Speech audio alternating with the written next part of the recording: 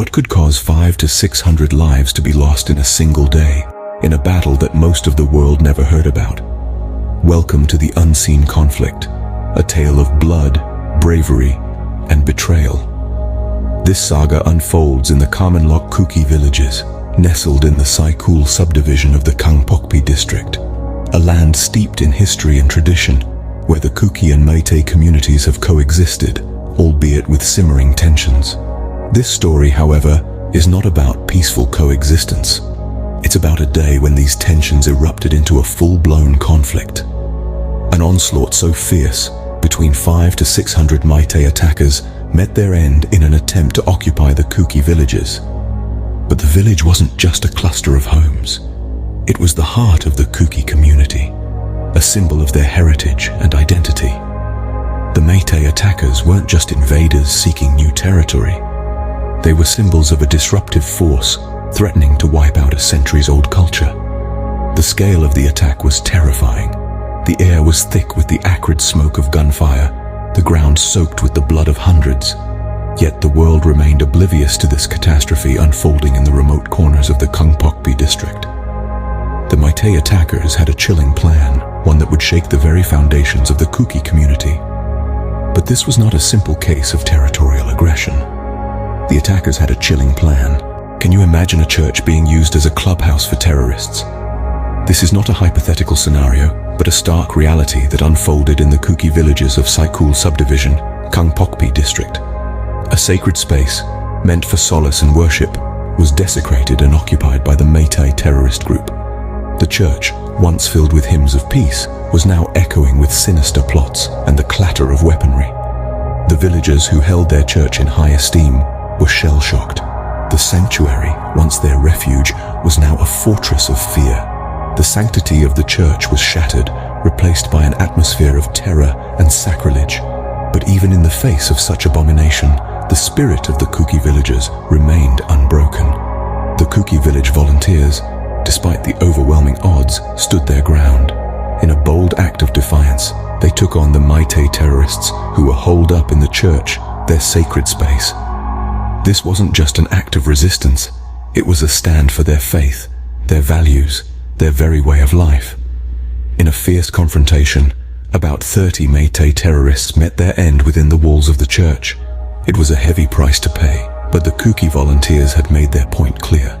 They would not be bullied, they would not be silenced, and they would certainly not let their sacred spaces be tarnished by the hands of terror. Yet, the terror was far from over. What happens when those who are supposed to protect become part of the problem? This question rings loud and clear as we delve into the covert operations that marked a dark chapter in the history of Khamenlok Kuki villages. The Meitei, a terrorist group, used methods that were as cunning as they were ruthless. Imagine the shock when it was discovered that ambulances, symbols of hope and aid, were being used as reinforcement vehicles by the Meitei. These vehicles, typically associated with the preservation of life, were instead utilized to transport the tools of death and destruction. Such a blatant misuse of medical resources was not just a tactical move, but a clear violation of basic human rights. Yet, the shock doesn't end there. The Meitei were allegedly supplied with ammunition and guns by none other than the state police. This was the very institution that was supposed to safeguard the people, to uphold law and order. But instead, they were reported to be aiding the very group that was wreaking havoc in the Kuki villages. This alleged support to the Meitei was not just a betrayal, but a clear demonstration of how power can be abused. These revelations paint a chilling picture of the challenges faced by the Kukis. They were not just up against a terrorist group, but also against the very institutions that were supposed to protect them. The odds were stacked against them, making their situation desperate and precarious. Yet the Kukis did not lose hope. They understood the gravity of the situation and knew that surrender was not an option. They had to stand tall, they had to fight. They had to defend their homes, their villages, their very way of life. In the face of such adversity, the Kukis had only one choice. What does it take to stand tall when everything around you is falling apart? It takes courage, resilience, and an undying spirit to protect what's rightfully yours. This was the spirit of the Kuki army. the spirit of the Kuki people during one of the most challenging times in their history. In the remote villages of Khamenlok, in the Saikul subdivision of Kangpokpi district, an unseen conflict raged. 500 to 600 Meitei aggressors fell while attempting to seize Kuki villages. The Kuki army wasn't a formal army with state-of-the-art weaponry or extensive training. They were village volunteers, ordinary men and women who rose to the extraordinary occasion of defending their homes, their families, their culture. Imagine the audacity of turning a sacred place into a den of terror. A Kuki church was occupied by the Meitei group, using it as their clubhouse. But the Kuki resistance was not deterred. They fought back, reclaiming their sacred space. In a daring act of defiance, the Kuki volunteers eliminated around 30 Meitei aggressors within the walls of their church. Astonishingly, the Meiteis were using ambulances as reinforcement vehicles. State police were supplying them with ammunition, with arms, in a twisted attempt to wipe out the Kukis. Yet the Kuki army stood tall. They defied the odds, they challenged the status quo, and they held their ground. Their bravery can't be overstated. Their spirit of resistance was a beacon of hope in a time of darkness. The Kuki resistance wasn't just about defending their territory. It was about defending their identity, their heritage, their right to exist.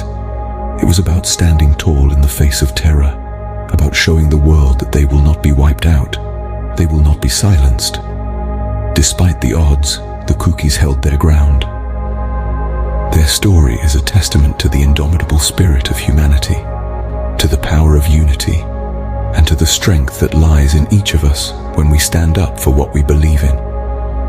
It's a story that deserves to be told, a story that needs to be heard. How can we ensure that such atrocities are not forgotten? It's a question that tugs at our hearts, and the answer is simple yet potent: by raising our voices, by spreading the word. The Kuki-Meitei conflict is not just a story of a fight over land or resources. It's a story of courage, of resilience, of a community standing tall in the face of adversity. In the heart of Khamenlok, in the Kuki villages of Saikul subdivision, Kangpokpi district, a fierce battle unfolded, the echoes of which still resonate, reminding us of the 500 to 600 lives lost in the fight against the Meitei terrorists. Their goal? To occupy these peaceful Kuki villages. Even sacred spaces were not spared. A Kuki church, a place of worship, of community, was occupied and used as a clubhouse by the Meitei terrorist group. But the Kuki villagers were not silent spectators.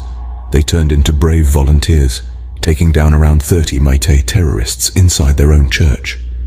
The Meitei terrorists even used ambulances as reinforcement vehicles, and alarmingly, the state police supplied them with free ammunition and guns. Yet, in the face of such odds, the Kuki army stood tall, defending their territory with unwavering resolve. Now, it's our turn to stand tall, to lend our voices to their cause.